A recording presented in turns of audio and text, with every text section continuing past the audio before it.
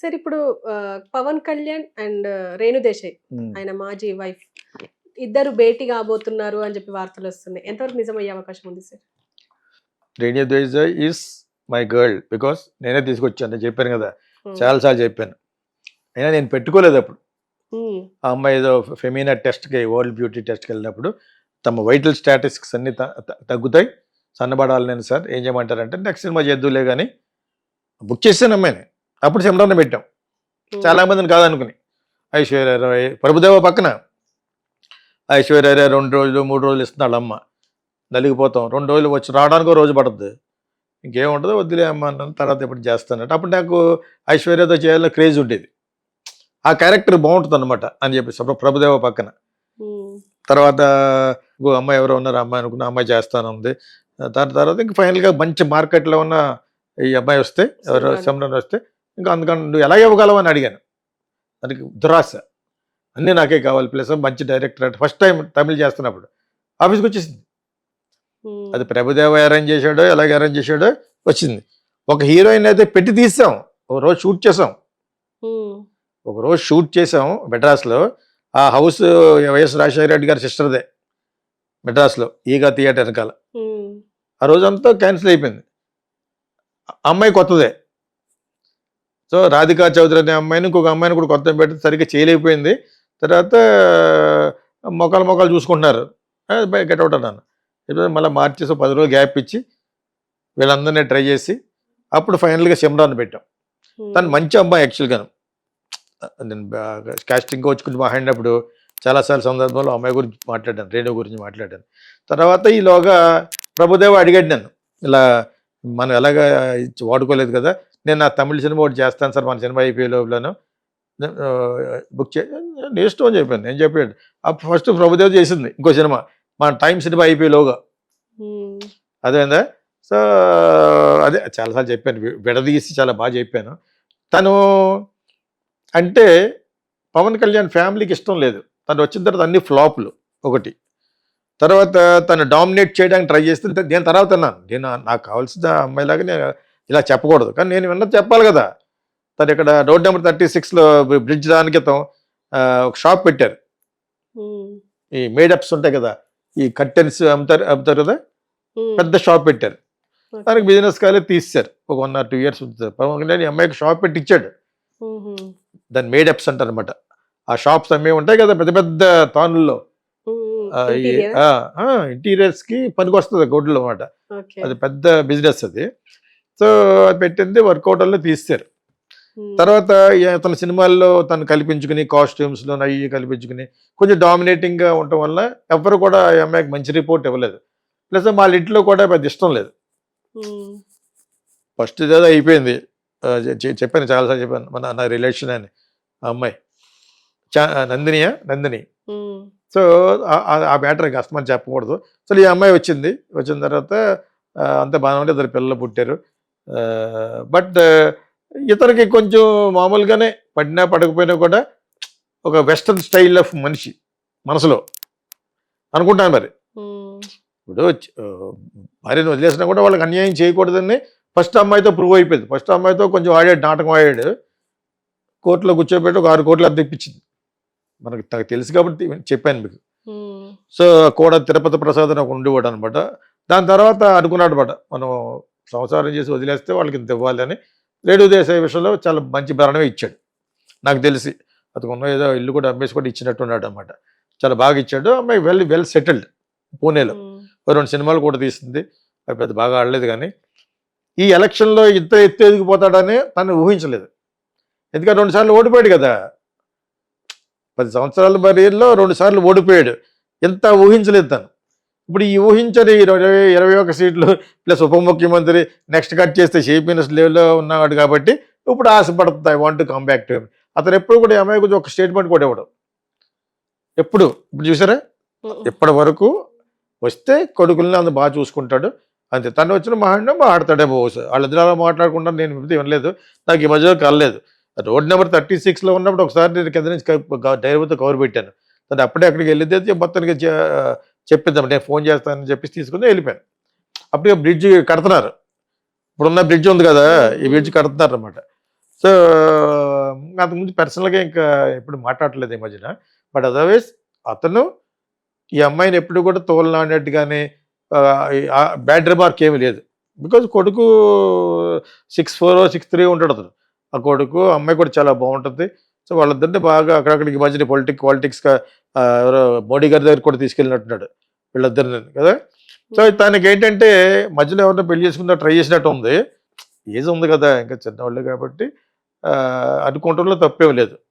Rest of the life ఎలా ఉంటుందో అని చెప్పేసి అనుకుంది. మరి అది ఏమైంది మొత్తానికి she wants to come back అనుకుంటాను. మీరు విన్నట్టే నేను విన్నాను, తప్పేమీ లేదు.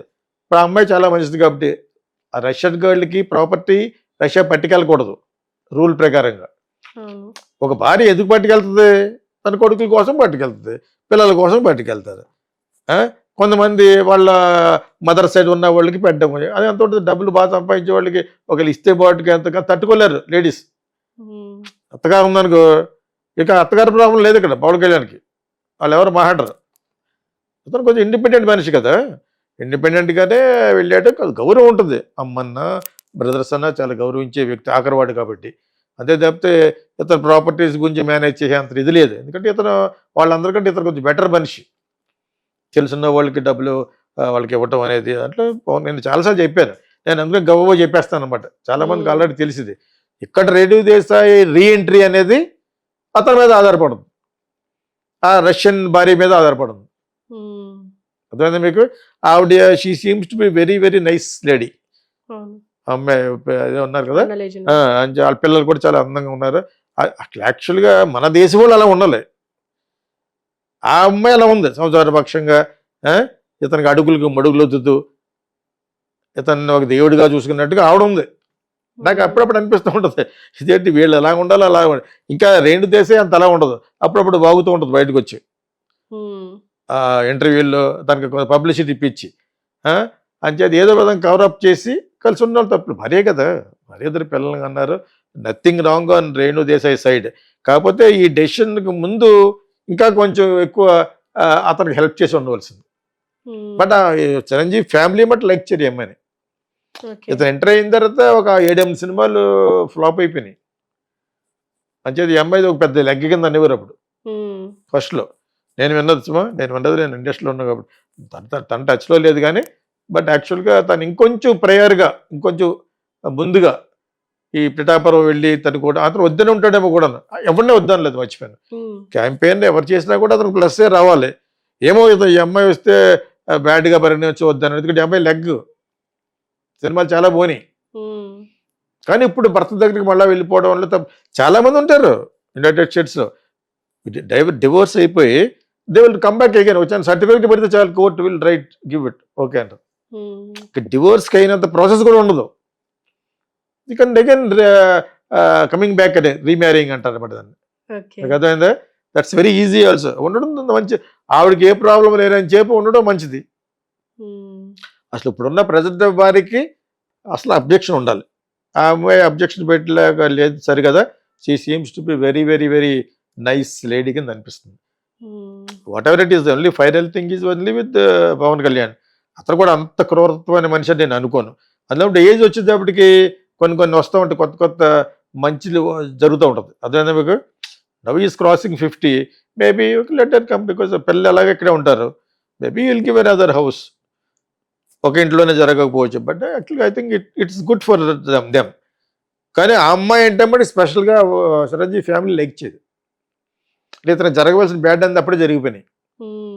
అయినా కూడా మళ్ళీ కంబ్యాక్ వచ్చి సినిమా ఆడిందంటే, అతను ఫ్లాప్ సినిమా కూడా చాలా సినిమాలు హిట్ కింద లెక్క చెప్పాను. అలాగంటే నేను ఏదో ఫీలింగ్ లేదు, గాడిది గుడ్డు కాదు.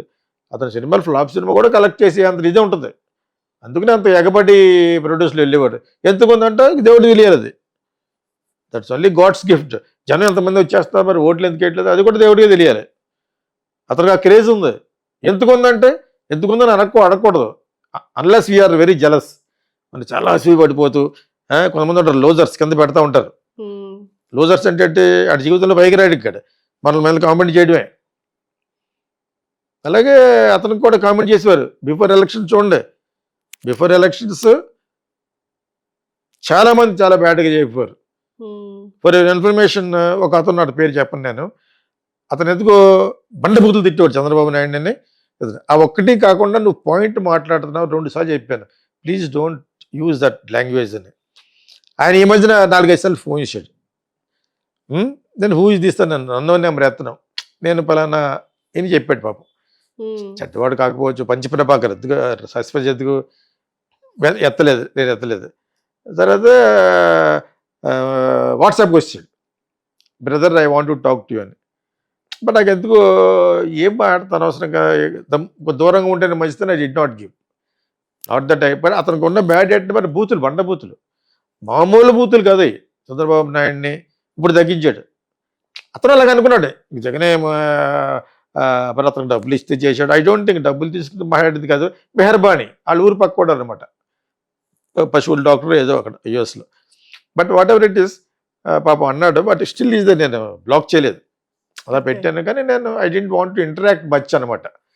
ఎందుకు వాళ్ళతో ఏం మాట, అలాగే చాలా మంది చేస్తూ ఉంటారు యూఎస్ నుంచి చేస్తూ ఉంటారు. మీ వీడియో చూడకుండా పడుకుని అంటాడు ఒకడు, సరదాగా ఉంటుందండి. అదే తప్పితే నేను వాళ్ళతో ఎక్కువ మాట్లాడటం. ఎప్పుడన్నా హైదరాబాద్ వస్తే కలవచ్చు అంటే కలవచ్చు అంటాను. ఈయన అలాగ అనలేదు, మాట్లాడతానంటే నేను విల్ బి ఇన్ టచ్ అన్నాను అంతే. ఇంకా అంతకంటే ఎక్కువ మాట్లాడలేదు. ఎందుకంటే అతను తిట్టిన తిట్లు గుర్తొచ్చేస్తున్నాయి నాకు. పవన్ కళ్యాణ్ని బాబా చంద్రబాబు నాయుడు గారిని అయితే మిట్ట తిట్లు అంటారు మా ఆంధ్రాలో. మిట్ట తిట్లు అంటే ఇయే వెరీ బ్యాడ్ లాంగ్వేజ్తో తిట్టిన తిట్లు అనమాట. సో ఆ విధంగా అది ఒకటే పాయింట్ బాగా మాట్లాడేటప్పుడు కూడా మీరు ఎందుకు చూసారంటే, చూడాలి మామూలు సినిమా చూడాలి, చెత్త సినిమా చూడాలి, ఇంకొంచెం మంచి సినిమా చూడాలి, ప్రపంచంలో ఉన్న మంచి సినిమాలు చూడాలి, ఇక్కడ సినిమాలు చూడాలి. అందులో చెత్త సినిమాలు కూడా ఉండే ఒకప్పుడు మలయాళంలో. ఏ మలయాళం అయితే బాగుంటున్నాయి సినిమాలు, ఒకప్పుడు ఏ సర్టిఫికెట్ చెత్త కంపు కొట్టి సినిమాలు అక్కడే ఉండి. ఇప్పుడు అందులో వచ్చిందే షకీలా. మీకు అర్థమైందా? 2 వర్గాలు అనమాట. ఒకటి వచ్చి చెత్త సినిమాలు, సెక్స్ని విమెన్ని ఎక్స్ప్లోర్ చేయడం, ఇంకోటి చాలా మంచి సినిమాలు. మలయాళం ఎడ్యుకేటెడ్ కదా, వాళ్ళు 100% ఎడ్యుకేషన్ కదా. ఇది ఉంటుంది ఎంత ఎడ్యుకేటెడ్ అని చెత్త సినిమా చూడకుండా ఎందుకుంటారు, 2 కాళ్ళు ఎలా పెడతాడనమాట కింద టైటిల్. అదే మీకు ఏ సర్టిఫికెట్ అదే ఏ